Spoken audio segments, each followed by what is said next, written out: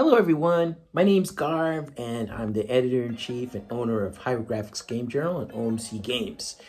And I'd like to wish everyone a happy new year, and I hope that this year is going pretty well for you so far. For 2024, I want to get back into making podcast videos. I always have these ideas in my head, and now I'll be sharing them on this channel in this series called Talking Points. This is the first episode. We'll have many more after this. This series will cover a wide range of topics ranging from video games to movies and pop culture. I'll even have guests on from time to time. As a matter of fact, our next episode will include a good friend of mine. Look forward to it. Today, I want to talk about the upcoming Nintendo console. Now, there are a lot of reports going on about what this thing is, from what its name is to what the system is in general. So I just want to kind of take that information and just talk about it a little bit. Maybe because I'm excited and I want to talk about it. You know, who isn't excited? I mean, it's Nintendo hardware. We always get hyped. Come on. So there are a couple things that I want to get into. So first, I just want to get into what we know. Like, what's the 100% or 98% truth here? The first is there are two things. One, we know that the next console is going to be some kind of Nintendo collaboration with NVIDIA. Just like the Nintendo Switch, they're joining up again for the next console. We also know that it's going to use some form of DLSS. Which version of DLSS? We have no idea. But we know it's DLSS. That's going to be a thing. And so those are the two things that we know. And that information we got last year, 2023, at Gamescom, and Eurogamer reported on that there were two videos or two showings that Nintendo did for developers, which included Breath of the Wild running at 4K 60, and also the Matrix demo that Epic did for the current gen consoles, including ray tracing. So apparently it was, really, really awesome. I kind of wish I would have been there to see it. So that's what we know, and that's what we got that information. Since then, there's been a whole lot of speculation. Now, I'm not going to lie to you. I totally dig reading all the speculation because it's just really interesting stuff. And just like during the NX days, I was really into that. And anybody who was on, Reset Era? Was it Reset Era? Or was it NeoGAF? Oh, crap, I can't remember. Anyway, one of them. I was pretty big on, in that discussion. It was a lot of fun. But we don't want to get too wrapped up in the speculation of it. Now, granted, that part's fun, but remember, it's speculation and it's not true, really. It could be true, but we don't know, and therefore we need to take all of it with a grain of salt. And anybody who was following the Nintendo Switch Pro info that was going on a couple years back should tell you that you should just take everything with a grain of salt. Because I know some people who were completely salty once it was revealed that Nintendo's next hardware was going to be the Nintendo Switch OLED with no power boost at all. So that just tells you we just got to be very careful. Now, that said, that doesn't mean that we can't actually stop and look at what is being speculated. So let's take a look. So the first thing is DLSS. Now, there were some rumors of DLSS, 2.4, DLSS 2. Now it's like DLSS 3. Though some people are saying it's some version of 3.5. I don't know. I'm guessing there'll probably be DLSS 3 at least. I mean, why have that tech if you're not going to, or especially if you've done all that work. You already got it in there because it's got the hardware, so just throw it in, And plus, if it may be something that they can firmware upgrade, or something along the way. So, they might not even be stuck there. They could totally do something else later on, which will be better than what they launch with. But we know it's going to be some form of, most likely 3. We also know that it's going to be using, or speculated to be using, or heavily speculated to be using, the NVIDIA T239 SoC. Now, I don't want to get a whole lot into that because that's a whole rabbit hole to jump into. But I think that that is probably true, especially considering how long it's been rumored. But I'm of a mind that this thing is probably some kind of modified version of it. So it may not look the same as it does in other devices. So I think even going with that and just saying, well, that's our baseline for power, I think that even that you have to be careful because, you know, they could take things out, they could put things in. So it may be the T239 base with some modifications that give it more capabilities or lose some capabilities to save money. It's speculated that it'll have ray tracing. What level of ray tracing? I don't know. I've seen some people talk about, like, it's gonna be like super wild, better than PS5 ray tracing. But you know what? I'm gonna go with no on that, or good chance that that's not gonna be the case. But they can surprise us all, and they have something that is really, really, really amazing. But considering kind of if it's going to be a hybrid device, kind of like the Switch, then I kind of think that we should take that and understand the wattage, like what this thing's gonna run at, because battery life is still a thing. You don't want like 30 minutes of battery life. You know what I'm saying? So you want this thing to be affordable and all that.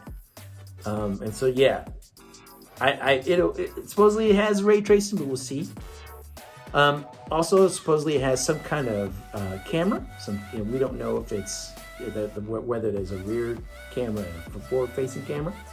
And it's been speculated that is to add in some kind of AR, some kind of VR thing. Which I would be 100% in. Like if they're gonna do some kind of AR VR thing. I have a Quest 2, and it's a lot of fun. So if they're gonna do that, yeah, I'd love to see it. Like I played with the cardboard stuff that they did with the VR thing. I played with that. It was awesome. Like just seeing them play with it, especially as an engineer myself, like just playing with it like that was pretty cool. And the Mario demo that they did and stuff like that was really cool. The Nintendo Switch was definitely not made for that. 30 frames a second. Yeah, maybe that's just not good for that. But the idea is there. And if they're going to go into this knowing that the hardware is capable of doing that sort of stuff, then I think the things they could show us are going to be amazing. So I'm hoping that they go down that road. Also, speculated that it's got anywhere between 8 and 12 gigabytes of RAM. And that's been one of those hotly debated topics. But I think whether they go 8, whether they go 12 or 10 is all good. Like the thing is, yeah, it would be great to have 12 or even 16. I don't think they're going to go that far, but more RAM the better. As a programmer, I always want more RAM. So if you're going to throw more in, great. Like I'm down. Because the more you have, the more you can do, the more you can load in. That's all great. So yeah, I hope they go 12. But if they go 8, I don't think we lose. I don't think that's going to be a bad thing. Also, the price, some people speculating 400 to 450. That sounds about right to me, but I don't. Again, they haven't said anything, so they could shock us all, and the thing is $499. So, I think I remember when the Nintendo Switch was actually announced, and they announced the price, and they said it was going to be the price it was. There are a lot of people that were really upset. because they thought that it should have been cheaper. And honestly, in hindsight, I think it was a good price point. So we do have to keep that in mind. It could be higher than we expect. It could be lower. But Nintendo is not going to leave money on the table because they're going to make money off of their system day one. So we need to keep that in mind too. Another thing is I've seen a lot of people arguing about is the power level close to the PS4. And I'm just going to say straight up that this is just a silly argument to me. Because, dude, does anybody remember when they showed off God of War, the first one on PS4? I mean, people were just drooling over that game. Like, they're just like, it's like the best thing ever. And so we're going to be able to have that on, like, that look on a portable device. That's going to be amazing. I mean, that is going to be amazing. And not only that, but if this thing has the ray tracing, so think about Watch Dogs 2 when it came out. Think about what that game looked like, which still looks good to this day. So think about what that game looks like, and let's add in ray tracing on top of that. So on the PS4, that game looked cool, and we're gonna throw ray tracing on top of it. Dude, that's gonna be awesome. So yeah, I think power level close to the PS4, I'm in. If we get higher than that, great. Anybody thinking that this thing's gonna be a Series S or Xbox Series S powered console? I don't think so. You gotta keep in mind this thing's gonna run at what? 16, 17 watts, maybe? And you're talking about consoles that run at 3 times or 4 times that. Like, no, it's just not gonna happen. Not if you want to have a real battery life. So I think the Steam Deck, it runs at what, 20 watts, 22, 23 watts. And you see what it can do. That is nowhere close to PS5 or Xbox Series X or anything. It's not close to that at all. So, if you're going to be able to get some decent performance out of this thing at 18, 19 watts, that's pretty amazing. And if your games get to be PS4 level, that's even better. Can you imagine what Xenoblade Chronicles is going to look like running with that level of graphics? Can you imagine what they're going to be able to do with that? It's going to be amazing. Especially since they can leverage other technologies here that the PS4 couldn't do. And that is DLSS and stuff. Like, the PS4 couldn't do any of that. So that means that they'll be able to, get better resolutions and better frame rates. If they do play the cards right, of course. You're probably going to have some stinkers in there. But for the most part, I think the people who are going to be able to work some magic with this thing, and it'll probably punch above its weight, much like the Nintendo Switch does from time to time. So yeah, I think that's a good thing. Especially since if the Matrix demo was running on Target hardware, but we do have to take into account that it's Target hardware and not final hardware. So what the final hardware could be better, it could be worse than whatever the Target they were running.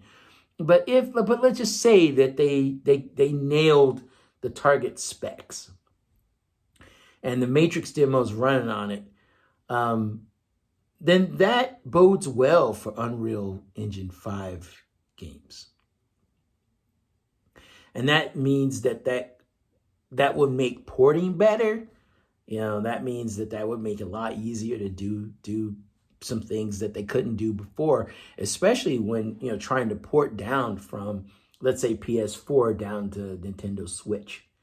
But if the Nintendo Switch 2 or whatever it is can actually run this stuff better because the hardware is just more capable, then that makes porting a lot easier to do. And that means that we get more of those games that we wouldn't have gotten before on the system. And we already know we're going to get Call of Duty and that kind of stuff. So just think of all those other games that we didn't get that we'll actually be able to get. I think that'll be a a win across the board. So, you know, I think people arguing about that it's not necessary. It's not necessary to argue. I think, you know, it's an argument made without fully understanding what is capable and what this thing is actually going to do in order to be affordable. Now, I mean, you know, Nintendo could very well release a $500 console that is just pretty fragging powerful for the price. But, you know, the thing is, I don't think they are. I think, you know, I think that they're going to go with a regular LCD display. Nothing amazing. You know, no OLED here going on here, because I mean, like this particular generation, will probably have a Nintendo Switch 2 OLED at some point. So, you know, right now they're just trying to get out cheap, get as many people to buy as possible, and then once they do that, then they can spring all these other things on top of people. But in the beginning, you want one SKU, because I've seen like some discussion about whether or not it's going to be backwards compatible or not. We don't know, but I'm going to go with, you know, my thought is this thing is going to be backwards compatible. Just, you know, especially since today they announced Ace Combat is coming to the Nintendo Switch. Now, granted, it's old games, like what, 5 years old at this point, because it came out in 2018 or 2019. But, you know, if that thing is backwards compatible, then they actually could get more out of that game by having it on Nintendo Switch too. I mean, so I think it's a win, man. So I think they're gonna do it. Now, there's a chance they won't, but I got a feeling that they probably will. Nintendo, especially for handhelds, tends to go with backwards compatibility overall. Plus, that means that all the games they're putting out this year, when the Nintendo Switch 2 comes out, they'll be able to just say, hey, all your games work. There you go. So don't worry about it. You know, you bought that game, you bought Princess Peach game, go for it. It'll work on your new shiny Nintendo Switch 2. And then that kind of leads me to the final thing I want to talk about, which is the launch date. And I just want to say, I don't want to spend a lot of time on this, but I just want to say that I have seen a lot of discussion about it. And of course, there was that I'm going to call it a PR stunt with the guys that leaked the information, the release date, you know, that was September or whatever. And I'm trying to think of who they were, because my brain's going crazy right now. But anyway, you know, I think that was just a PR stunt. Because, you know, people are chomping at the bit for Nintendo Switch 2 information right now. Like anything, like people just latching on, like, you know, carnivorous rabbits. You know, like they just want info. And especially with the lack of info and the general thought that it will be out this year, which, you know, I believe it will be. People are just latching on whatever, and they're listening to people who they should have no business listening to. And so, yeah, you know, I think people need to just chill, relax, chill. You know, be careful about who you're listening to. Take everything with a grain of salt, even the people that are 100% confirmed to be true. And that's because things change. And so you just don't know that at the time that they told everybody it was that way. But maybe 6 months later, it's not. So we need to take that into consideration. And so that leads us to our launch window, which I believe will be later, definitely later this year. But I'm guessing maybe September, October. But there's nothing to say that they can't release it in June or July. You know, the thing is, this is Nintendo. And, you know, they tend to march, you know, to the beat of their own drum. And so therefore, you know, they may shock everybody and go, guess what? This thing's coming out in June. And especially since there's no E3 or any of that going on, because E3's canceled. So that means now they can pretty much roll with whatever they want. And so, yeah, you know, if they can do that, then they don't need to, you know, worry. They have the whole year. They can release whenever they want. I don't think they're gonna wait till Christmas. I don't think it's gonna be November. I think it's gonna be early because I think they want enough time to get kind of the thing rolling. You don't want to be, you know, having shortages around Christmas. So basically, get all the growing pains out of the way early. So by the time you roll right into Black Friday for 2024, then they've already got most of the kinks out. And so now they know what they need to do. They can just roll things out. Not only that, but they can get the big games out and all that stuff can be ready. So when Christmas rolls, they're ready to go. And so anyway, that's pretty much all I want to say. I just want to reiterate that definitely you want to be careful about what you're believing.